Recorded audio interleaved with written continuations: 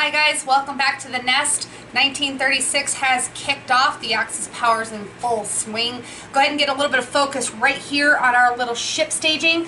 Just so you know that our little buttons here underneath our ships is just the debt that is owed on those ships at the start of the game. Germany actually paid off one of theirs for the 1 IPP plus 19 IPPs for a medium bomber and 2 Marines. They had, right at the beginning of placing units, a submarine and a destroyer. The destroyer was lend-leased to Nationalist Spain. And by leasing the destroyer, it gives the Spain territories the chance to actually outwit the Republican Spains in a naval battle. So we'll get to that here in just a few moments. Also, another thing I want to focus on over here is our technologies. Keep in mind that some of the technologies were already in play when the war started in 1936. So we will have an automatic roll for those technologies. We are basing this off the 1939 version of technology rolls, which is point-based. So we will go through that as well. And using that 1939 version, we were allowing for Germany to get their advanced technologies on advanced mechanized, heavy armor, jet aircraft, advanced subs, and rockets. So with that, we're going to keep that in mind also.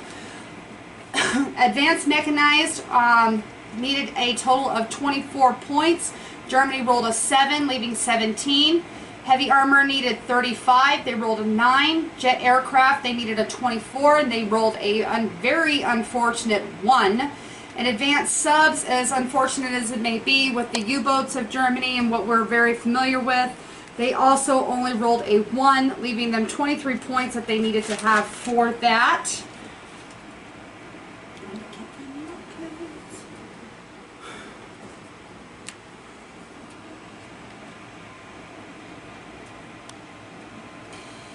I can't find the rockets. 7 for, damn it. Go. Germany rolled a 7 for rockets, leaving 11 points left to be able to get those. That was before purchasing and things like that. So we've got our purchases down. There is no combat for Germany. They're not going to kick off the war right away. That would be kind of stupid because after World War I they were pretty much left relentless and with nothing but the shoes on their feet.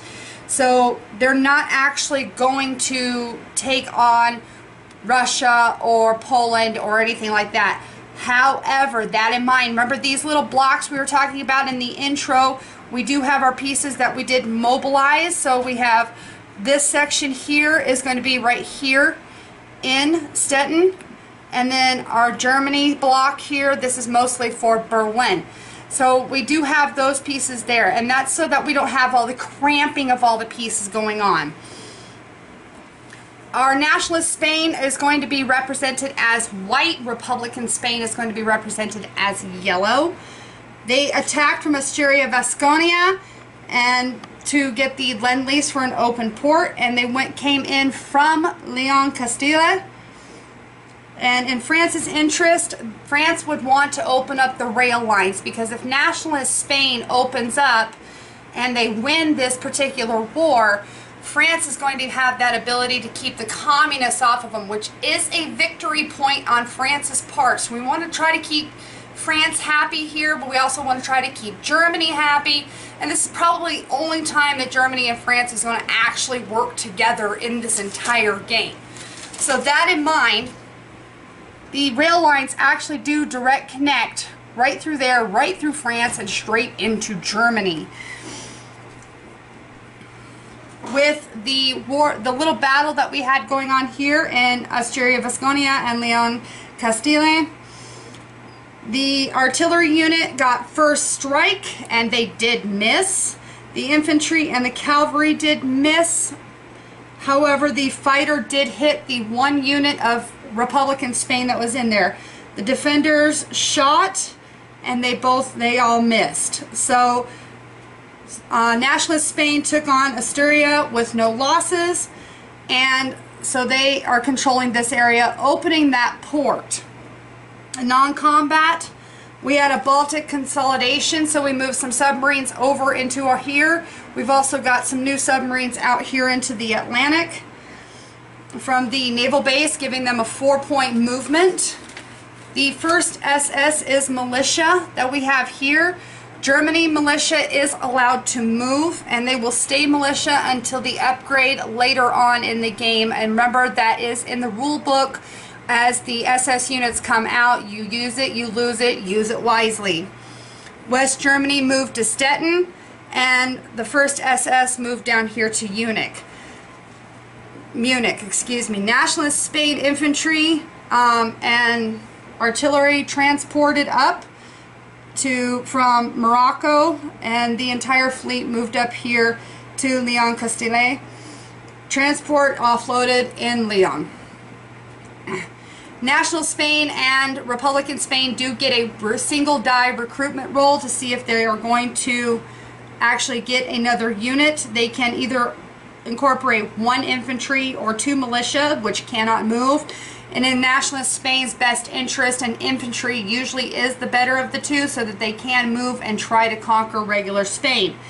They have to get a roll that is less than or equal to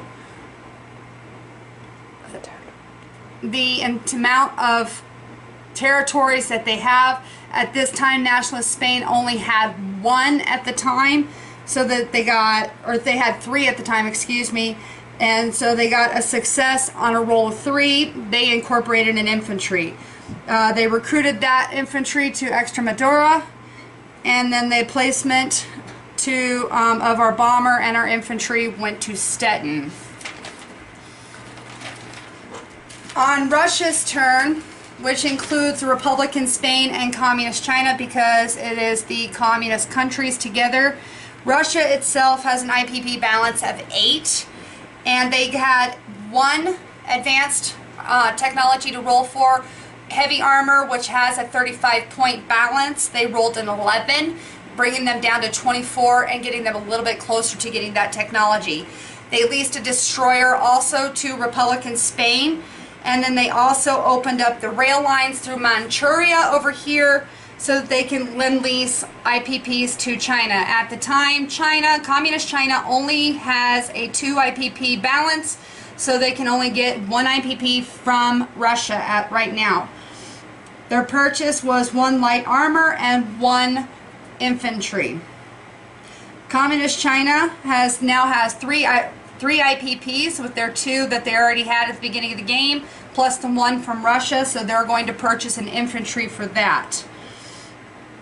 On combat, Manchukuo mod allows for Russia to try to take territories in the Far East over here, so they do have their land-to-land skirmishes.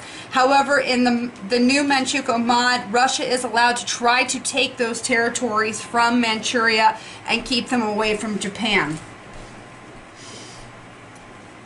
Republican Spain, the Navy moved up here to Lyon-Castille for an attack on the Navy that was here, that was lend-leased and already present for the Nationalist Spain. The grounds from Murcia to Extremadura, and with air traffic also from Madrid. And then Russia over here came into northern Manchuria using Chita and Amur, and they went after National China's Sichuan. They went after northern Manchuria, and then Communist China went after National China's Sichuan. Reading my own notes is kind of a pain in the butt. So Spain is rolling a D12 so that they can see if they're going to hit or miss. So we're going back and forth between Spain and Republican Spain and National Spain. They went 4 rounds. The Republican Spain ended up with only 2 ships, which is not enough to blockade that port. The Russia border skirmish, Chita had a -1 because of mountain terrain. Amur had a riverboat, so it negated that -1 for crossing the river. However, there was also a riverboat here in northern Manchuria, so they battled against each other. In between those rolls with each other, but there was only one roll, the patrol boats shot each other out of the water. That was done. In Communist China against Republican China, there was 2 misses on Communist China's part. They also had mountaineers that would negate the -1. However, one of those mountaineers was shot, and with our new hospitals, we were able to roll. Keep in mind, a 1 to 6 is killed in action, a 7 to 12 is wounded, so we now have our wounded mountaineer. He did survive, but that doesn't mean he will later.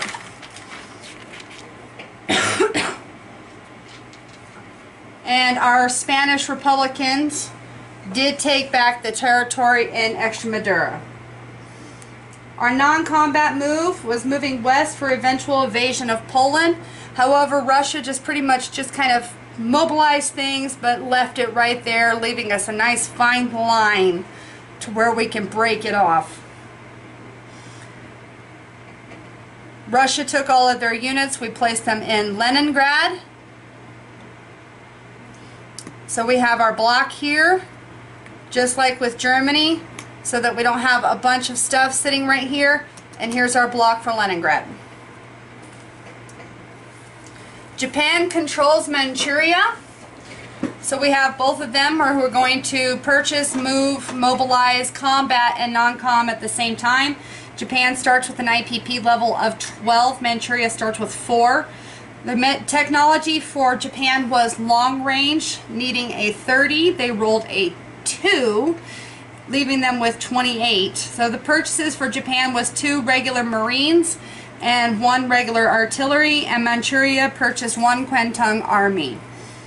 Combat, Japan is still not going to be at war, but Eastern Manchuria is going to go up against Mongolia Karelen. So they're going to come this way and start working on taking territory from Mongolia.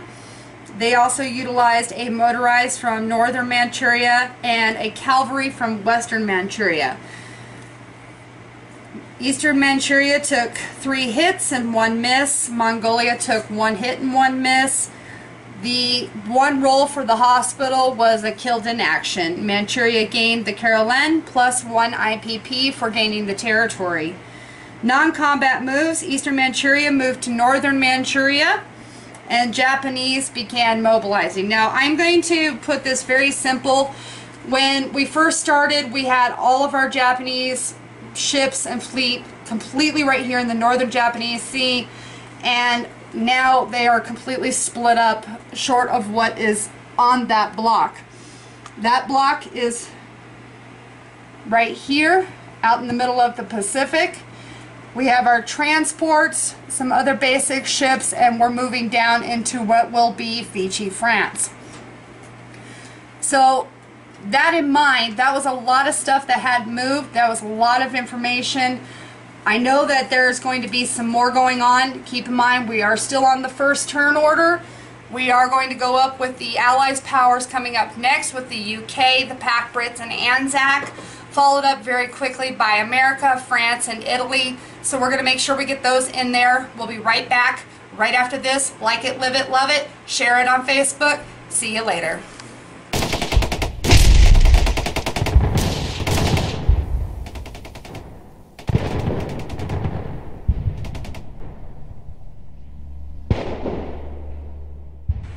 Hi guys, welcome back to part 2.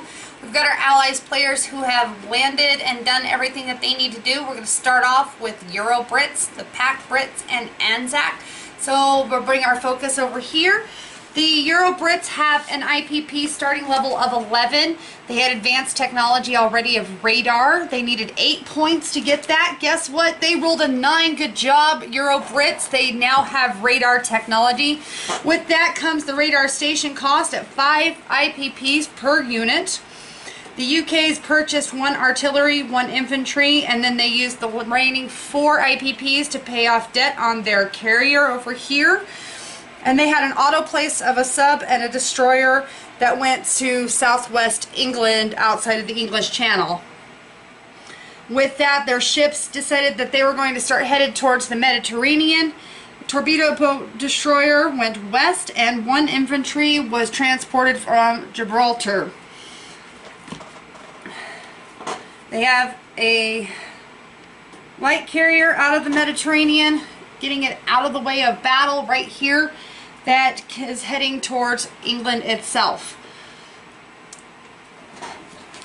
They also had a placement of the infantry into London and one artillery down here in South Africa to start working its way up towards the Egyptian border.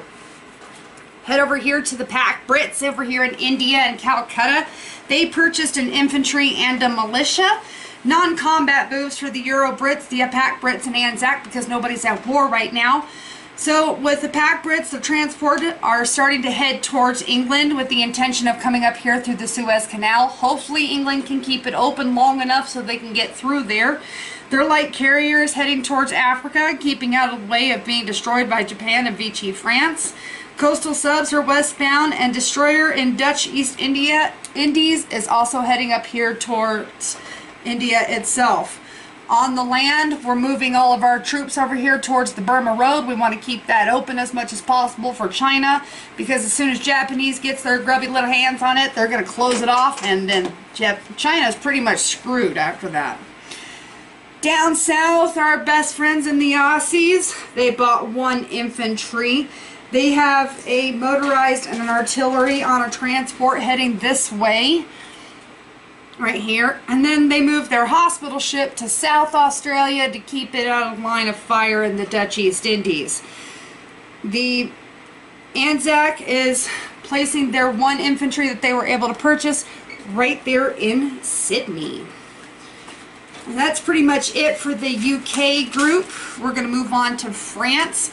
France has income of 5 IPP. They had no advanced technology. If you guys remember from World War I, most of the countries were pretty much destitute after the war. Everything was destroyed. What they did have was very little, and what they divvied up from Germany wasn't very much either. So, not much to go on here. So yes, France has no advanced technology that they're working on. So they used their 5 to pay off debt on their little battleship over here, leaving 11 IPPs so that they can actually move it to stage 3 and hopefully get it out. They had an auto place of a submarine over here off the coast of Normandy. And for their non-combat move, Normandy fleet is moving up here towards England, and the Mediterranean fleet was going to southwest England and into the Atlantic.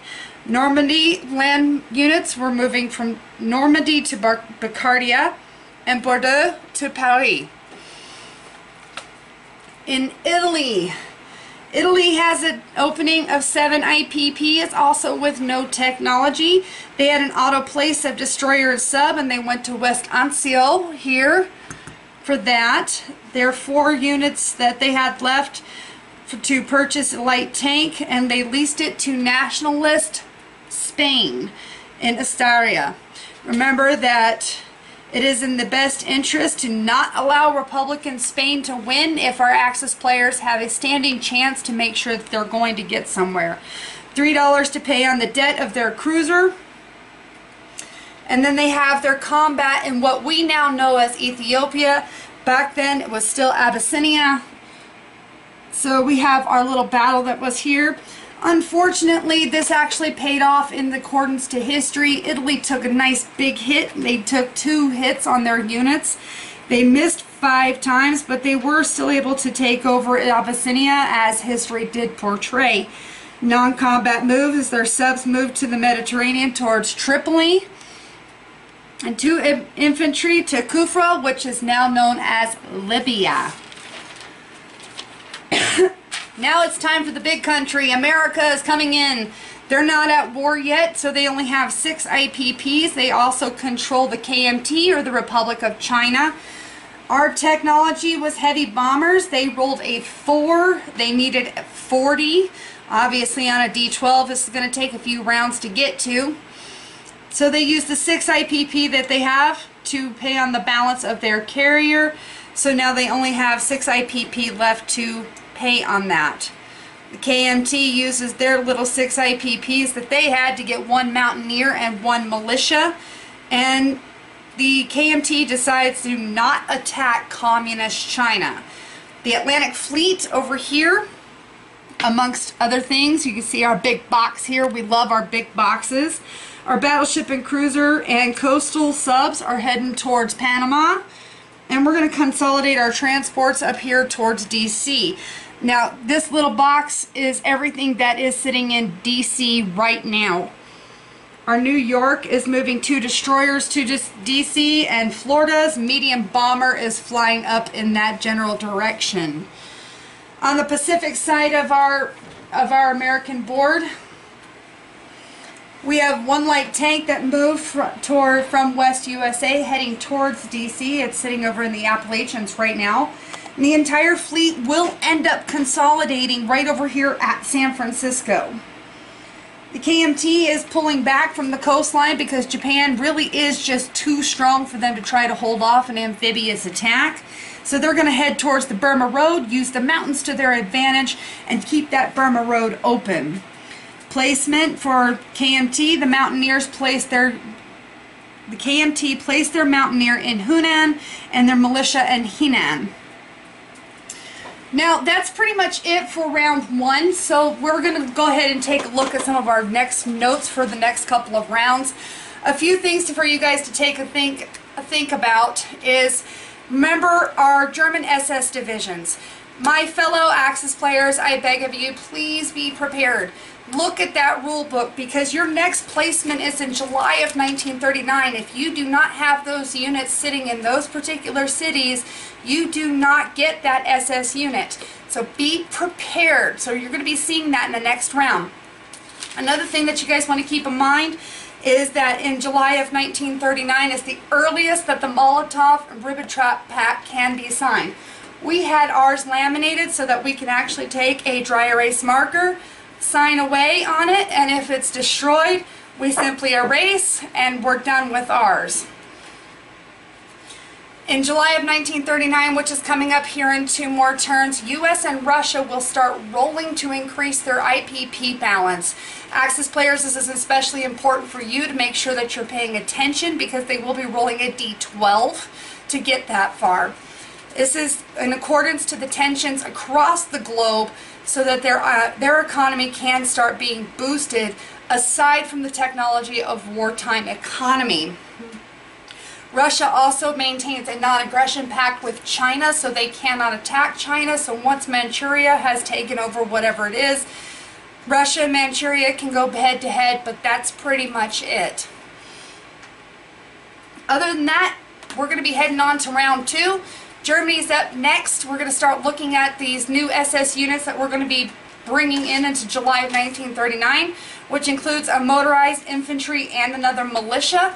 So keep that in mind. We'll see you guys here at round 3 on round 2 on episode 3. Like it, love it, see you later. Don't forget to subscribe.